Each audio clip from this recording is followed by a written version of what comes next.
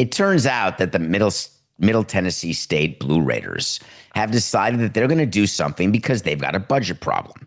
They've got a budget problem because they're not making money. They're not making money because they can't make money. So what do you do in the real world? Not if you're a football program, but what do you do in the real world when you work for a company that's cash flow negative or not making money? What do you think you do? One, try to increase revenue. Two, decrease expenses. That's what normal companies do. What about personal? What do you do in your own life? Wait a minute. At the end of every month, I seem to be at a negative. There are people knocking at my door, and it's not heaven. What do? You adjust your expenses. Middle Tennessee State has a newly appointed GM named Dana Marquez. And do you know what they're doing?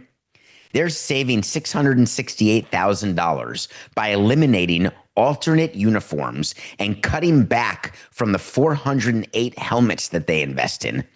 And they're reinvesting that money into, what do you think?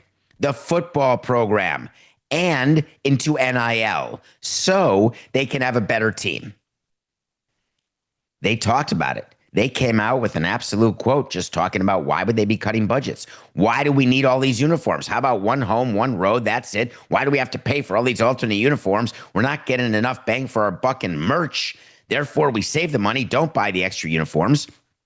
Wash them with Tide, not a sponsor. Then use a stick to get all the stains out. Then sew up the holes, which we can do. We even do that in the big leagues. When you slide and get a hole or a spike hole, sew it up. We're not replacing pants every month. Get done a stick, forget it. Why do we do it? How are we going to best compete against different positions if we're sitting here spending money on stuff that we're only wearing one time a year? Now you're speaking my language. That's a quote that Dana gave, to Front Office Sports. And their 3-year plan of cutting 2 of their uniforms and 4 of their helmets, they said, we just went one color. We did a game helmet and a practice helmet. $500,000 savings from the helmet reductions. Eliminating uniforms saves you $84,000. It's like low-hanging fruit. It doesn't even impact your day.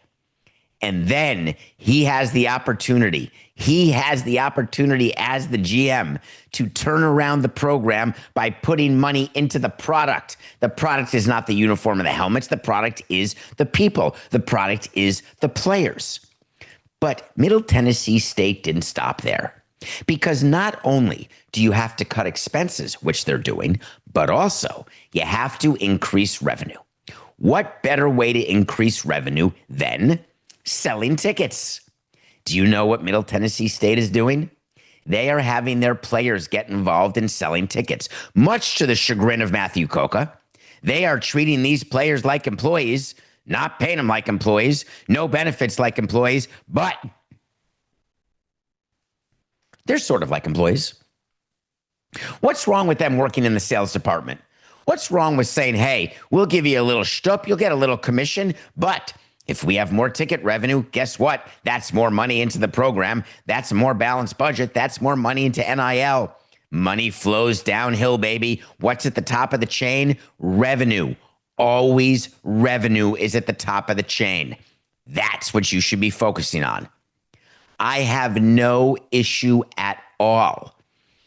Think about what Dana said. If we're going to pay you $2,000 a month and you want to make $4,000 a month, you got to work to get the $4,000, and we'll show you how to do that. That's what Dana said to Front Office Sports. Why is anyone questioning that or in an uproar about that? How does that not make perfect sense to you? You make X, you want to make X plus Y, you got to work for Y. That's like a Tuesday. That's like all of us. We all dance for our dinner. 2 hours a day, 5 days a week, doing clips. You all work, trying to figure out how to pay your bills, trying to figure out how to make more money. There is not one possible objection that I can come up with. And then Coca drops on me pre-show in the pre-production meeting when we're going over the show. And again, he's whispering in my ear right now. I love when he whispers his sweet nothings into my ear. It makes me feel so good. Football is their job. Really? Are you sure? that their entire job is football? How's that really preparing them for when they're not going to be in the NFL or able to play in the UFL, CFL, XFL, or any initial FL? Isn't their job to get good grades? Ah, why don't we pay them for getting good grades? Well, that's their job. They're in school getting free tuition to get a college degree to set them up because, God forbid, they're not in the top 1% that gets a chance to continue an athletic career post-college. And how many people are engaged in a work-study program in college? Raise your hands. Financial aid, work-study, working on the side, working a job. I wasn't on financial aid and I had a job in college. My job because I wanted to make money. I wanted to have Y because all I had was X. And to get Y, you had to work more. Didn't mean I didn't do my classes. Didn't mean I wasn't focused on the other stuff I was doing. I think it is totally fantastic to have a football player from Middle Tennessee State call up Joe Coctos and say, Joe, it's John. It's Dr. Rosen. Yes, I'm the starting guard. Yes, I'm reading from a script right now, which says, would you please come to 3 games? Because if you do, at the small price of $50 per ticket per game, you will be helping our team and you will be supporting our team and we're going to be better, doggone it. I'm not sure I understand in any way, shape, or form why anyone would object to anything Middle Tennessee State is doing. As a matter of fact, they're getting an applause from me. They are running a business. Do you remember, Coca, when this NIL started and I told you it was going to be free agency every year and I told you that it was going to bleed on down from big-time schools to small-time schools, then down to high schools, and just you wait, it's going to get to the middle school. You can bet your sweet bippy it's getting to the middle school. And remember, I told you, I was totally fine.